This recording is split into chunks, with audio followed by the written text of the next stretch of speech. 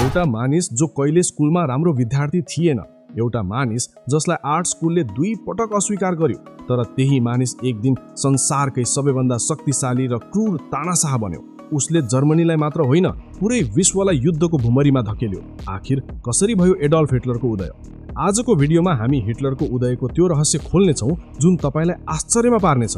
हिटलरको जन्म सन् 1889 मा अस्ट्रियामा भएको थियो। उनको बाल्यकाल निकै साधारण र केही हदसम्म कष्टकर थियो। उनका पिता कडा स्वभावका थिए भने आमा निकै मायालु थिइन्।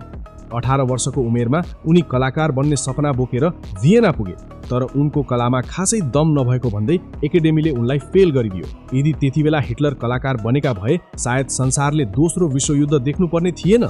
सन् 1914 मा पहिलो विश्वयुद्ध सुरु भयो। हिटलर जर्मनीको सेनामा भर्ती भए।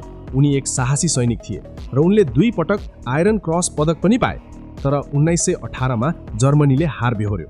यो हार हिटलरका लागि असह्य थियो। उनलाई लाग्यो कि जर्मनी युद्धको मैदानमा होइन, आफ्नै देशका गद्दारहरू, विशेष गरी यहुदी र कम्युनिस्टहरूका कारण हार्यो। यहीँबाट सुरु भयो उनको मनमा घृणाको बिउ। युद्धपछि हिटलरले एउटा सानो राजनीतिक दल जर्मन वर्कर्स पार्टीमा प्रवेश गरे। उनको बोल्ने कला यति जादुमय थियो कि मानिसहरू उनको भाषण सुन्न घण्टौं उभिन थाले। उनले यो पार्टीको नाम परिवर्तन गरेर नाजी पार्टी राखे। सन् 1923 मा उनले सत्ता कब्जा गर्ने प्रयास बियर हल पुच गरे, तर असफल भए र जेल परे। जेलमै उनले आफ्नो चर्चित किताब माइन काम्फ मेरो सङ्घर्ष लेखे, जहाँ उनले जर्मनीलाई कसरी महान बनाउने भन्ने योजना बुनेका थिए। सन् 1929 मा विश्वमा ठूलो आर्थिक मन्दी आयो। जर्मनीमा बेरोजगारी चरम सीमामा पुग्यो। मानिसहरू भोकै मर्न थाले। यही मौकाको फाइदा हिटलरले उठाए। उनले जनतालाई रोजगारी, रोटी र सम्मानको सपना बाँडे।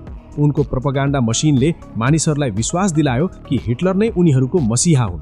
अन्ततः सन् 1933 मा उनी जर्मनीको चान्सलर बने र लोकतन्त्रलाई खतम पार्दै पूर्ण तानाशाह बने। एउटा सानो कोठाबाट सुरु भएको हिटलरको यात्राले 6 करोड भन्दा बढी मानिसको ज्यान लियो। हिटलरको उदयले हामीलाई सिकाउँछ कि कसरी आर्थिक सङ्कट र घृणाको राजनीतिले एउटा सामान्य मानिसलाई राक्षस बनाउन सक्छ। तपाईलाई हिटलरको बारेमा के लाग्छ? तल कमेन्ट गर्नुहोला। यस्तै जानकारीमूलक भिडियोका लागि हाम्रो च्यानललाई सब्स्क्राइब गर्न नभुल्नुहोला। धन्यवाद।